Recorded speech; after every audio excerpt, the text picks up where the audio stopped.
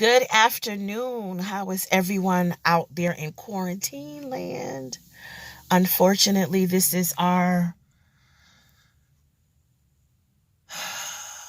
new norm for right now, because trust and believe it's only for a moment. My name is Stefan Jenkins, and this is my first YouTube video. My son, who is 15, actually encouraged me to share what I'm going to share. I usually do Facebook Lives, Facebook audios. Facebook is usually my platform for sharing information. But because of my son, I'm going to try something new today, and let's see what happens with it, because what I'm going to talk about is something very relevant and prevalent during this time with this unexpected virus that has gripped us all by the throat. I am a domestic violence advocate. I am the founder and visionary for WWOF, which stands for Women Winning Over Fear. I usually have on my t-shirt when I do these types of videos. Oh, I done got tea on my shirt. Let me cover that. But I'm just coming as I am right now, and I am hoping and I am praying to be able to encourage someone, to empower someone, to help shift the mind of someone affected by domestic violence. And if it's not you directly, trust me, you know somebody. I guarantee you know somebody. So if you have an ear to hear, I encourage you to please lend it and share this information. You never know how it can help change someone's life. It may sound futile to you, and not eminently important to you, but you just never know. So I've been doing a lot of reading, and due to the COVID-19, because it really just grips my heart that those that are affected by domestic violence have to be trapped and isolated with their abuser. Normally, aside from this virus, there's already that sense of fear. And fear, as we know, births other negative attributes: anxiety, depression, low self-esteem, all of that, right? And fear can literally dismantle your whole life. And that's another video in itself. I talk about that spirit of fear often in the WWOF group with the ladies, because with domestic violence, it is what literally snatches our voice away. And once you realize that and begin to learn the power of your voice, the power of you sharing your situation, because one thing I always say is there's life after death. I say that because in domestic abuse, spiritually, you die. Internally, there is a death. But once you have the strength and make that move to live, then that light is restored, and before you know it, you're living, you're on the scene again, and there's no more darkness. And so that's one thing that I share. And one of our quotes for WWOF is, find your voice, find your power, and lose your fear. In this moment of crisis that we are experiencing right now, there's so many stories out here regarding domestic abuse and how it has drastically escalated all across the nation. What do you do when you're trapped and isolated with your abuser? What do you do? I came up with some tips from reading a lot of articles and information that's out here.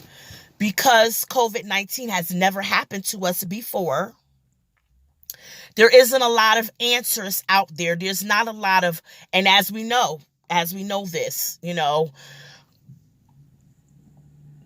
just many people, the whole medical field, they just don't know.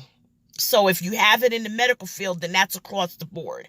And concerning domestic violence, when that question is on the table, what do you do when you are trapped and isolated with your abuser? There's really nothing written in stone. But there are some safety tips while living with an abusive partner, and I would like to share them with you. I shared them on Facebook Live the other night, and as I said, my son encouraged me to share on YouTube, and so here I am, and let's see how this goes. So the first tip that I have is identify your partner's use and level of force so that you can assess the risk of physical danger. What that is basically saying, make it plain and simple, as a victim, as a domestic violence victim, and I hate to keep saying that, that's why I'm pausing, because I've always been trying to find another word, but as one who was affected by domestic violence, when you've been around your abuser long enough, you begin to understand, you begin to learn. I'm going to say learn, because you don't understand it. You begin to learn their actions. You begin to learn,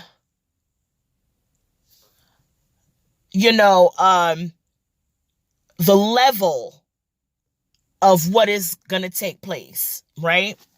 So you're identifying your partner's use and level of force. So you're watching the body language. You're watching the eyes. You're listening to what's being said. You're watching the hand motions. You're listening for the tone of voice. You begin to understand, is this going to be just a verbal attack? And then you can also see, oh, wow, this about to get real. And, the drama's getting ready to start. You can assess the risk of physical danger. And there's a lot you can do with that. So let's go on to the next one. Let trusted friends and neighbors know your situation. Many times in domestic violence, this is the number one hang-up as to why nobody knew what happened. Nobody knows what's going on because you didn't share. You kept it to yourself. This is another thing that causes you to die internally.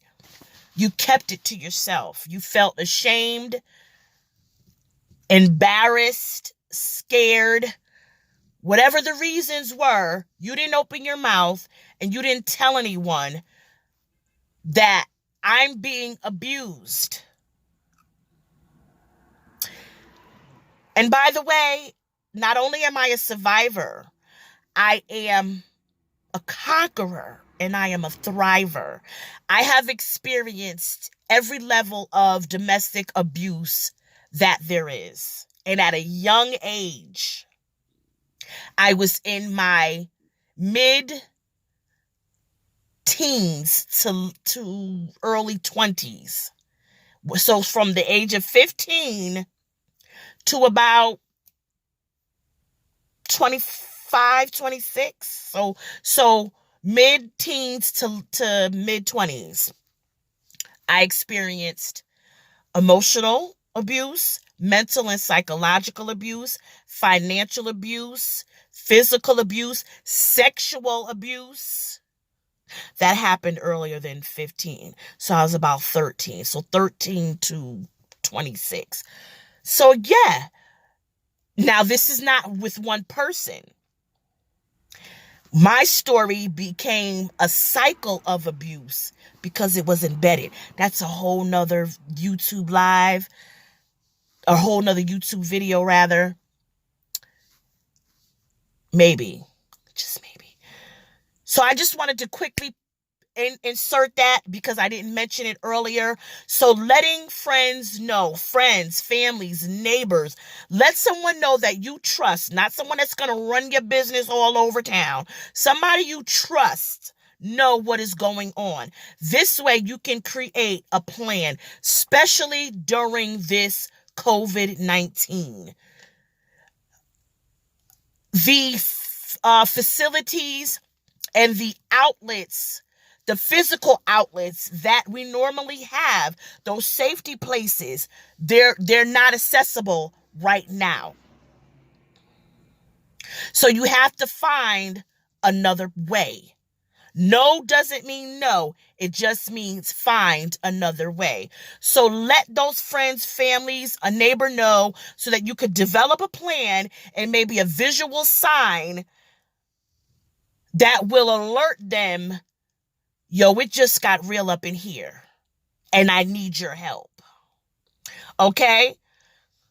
Then we have keep weapons like knives locked away and inaccessible as possible. So knives, any sharp objects, any type of tool or instrument that can be used to create physical damage. Stash them. Stash them from your abuser. Okay? This next one is very vital. Very, very, very important. Don't run to where your children are. Don't run in the room where the kids are. They don't need to see it. Unfortunately, in a lot of instances, the children do see. Sometimes it's inevitable. You can't hide it. And it's so sad that we're even having to have this type of conversation, but it's real. And it's happening. Don't run into the room where they are. And also find them a safe place. In a lot of homes, not only domestic violence just on the women, but on the children too. It will be like a domino effect. So creating a safe place for them to hide, because normally what happens is when that level of anxiety for the abuser is on high and they're on their rampage, and whether it's promoted through alcohol and or drugs, after a moment or so, they have to come down. That high comes down. That high of whatever there, because we know control, manipulation and power is the root of domestic violence. So when they're in that mode, sooner or later, it comes down. It does not last forever. So in those moments, you have to do whatever you need to do to stay safe and to live, because COVID is not going to last forever, and you need to be safe, and your children need to be safe as well. So don't run in the room where the children are, and find them a safe place. If the violence is unavoidable, this is so paramount as well.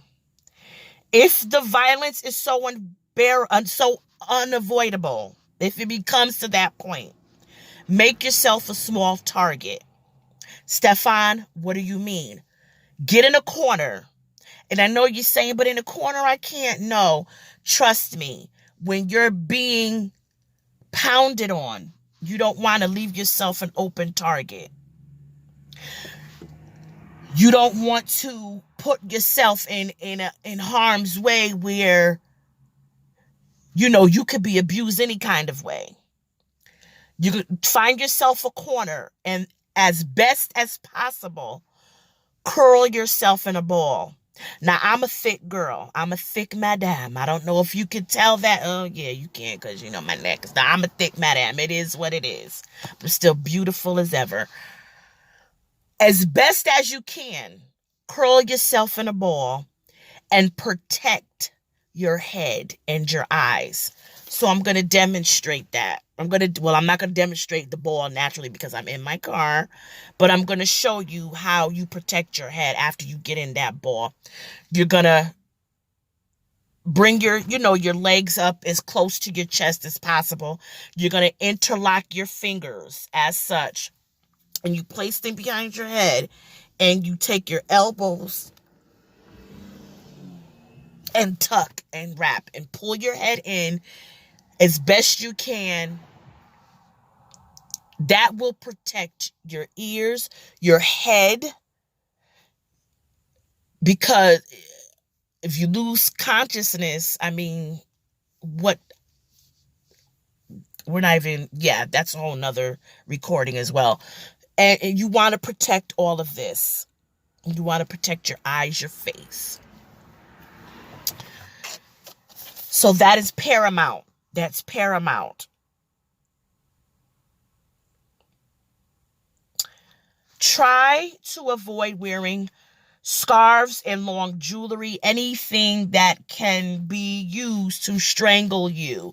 You don't want to have, these can't really strangle you, but you don't want to have long jewelry. You don't want to have anything, any scarves or loose clothing to where if they grab it, you know what I mean? And you don't want to give them any extra ammunition. These are tips, safety tips while living with an abusive partner, especially being locked down and isolated during quarantine with this COVID-19. I have a couple of more for you. Identify safe areas in the house where there's no weapons. So, those little closets that maybe the abuser can't fit into, under something, in something, things that sometimes we've never thought about before, in order to stay safe, because we don't know how long we're going to be still in quarantine. And the idea is to keep yourself safe. Keep your children safe. There's been reports of abusers actually using the COVID-19 as a weapon, bringing people into the house, coercing them with the COVID. If you don't do this, that, and the third, I'm going to have you infected with the virus. I'm going to leave you out in the street. All of these crazy things on top of, whatever else they were using to implement abuse. So we have to stay safe. And you might think this is crazy, but this can save someone's life. Things we don't think about in the moment of anxiety and fear. We think irrationally. We don't think with a clear mind and clear thoughts. We don't make the right decisions. So sometimes if you have a plan already in effect, you can just follow those steps. You have to listen, let me share something. When I used to get abused, and as a young, individual, as a youngster, I realized that if I can fake anxiety attacks, he would stop hitting me.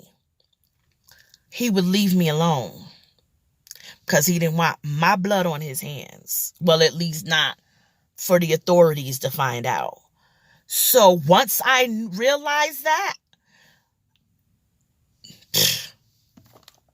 that saved my life, y'all. Faking anxiety attacks.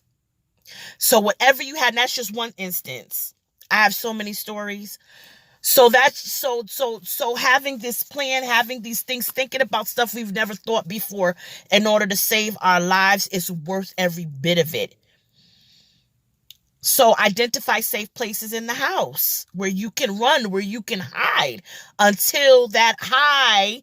And it could be either the anxiety from, the power and the control and, I'm not feeling some kind of way today, and so I'm going to take it out on you type of thing, or whether it's alcohol or drugs, whatever that is. Once that comes down, then you can, come out. You got to find a way. No doesn't mean no. It just means find another way. Have phones accessible and charged. When I did this live on Facebook the other night, one of the ladies mentioned that, and charging. I'm like, oh my goodness, that's so good. Why didn't I think about that? You see what I mean? Each one teach one, reach one. Have your phones charged. And all your emergency numbers inside. And you might say, well, I know, I memorized a lot of my numbers. Listen, when you're in a heated situation, you can't remember anything but what's going on. Your adrenaline's rushing, through your body. You're all crazed up. Have this stuff accessible in your phone. If you have to leave, if you absolutely have to leave, and have to protect yourself in that way, you and your children, go directly.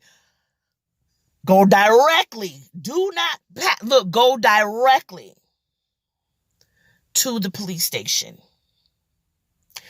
I know, like I said, I'm here in Connecticut. In my community, we have different substations in our communities. Go to your local substation. Wherever. Well, I'm not going to say wherever, because you want it to be effective and strategically effective. You don't want to dance around anything, especially with this virus out here running rampant. So you want to hit the target. So you're going to go to the police station or your substation. You ain't got time to be worried about what he or she gonna do. Fear of that. Listen, shut that fear down and save your life. Save your children's life.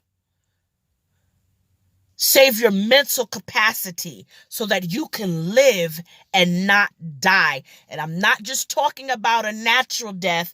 I'm talking about spiritually, your soul. There is life after death. Please be encouraged. Those that are listening, that have thought it not robbery to spend time to listen to this first YouTube video that I'm sharing, and you are in a domestic abusive relationship, you only get one life. I used to feel like all hope was gone for me. I used to feel like I was dead already. And that was so many years ago. And sometimes it feels like just yesterday. And I sit back and I say, wow, I made it through. And because I made it through, I have to, that is my passion and my purpose. I have to share so that someone else can make it through. If you are not directly affected, you know somebody, share this information. Share these safety tips. especially during this quarantine. One more little point, and it's not a little point, it's a major point. But I've been up here for 25 minutes already, which is a lot. My mother was murdered as a result of domestic violence. And that is what also drives me. So not only was I affected, but I lost my mom. So I'm going to end on that note to give you something to marinate on. And I want to thank you for taking the time to listen to my first YouTube video. Safety tips that can help you while you're trapped and isolated with your abuser during this quarantine. Be safe. Be safe. Live and not die. I'll see you soon.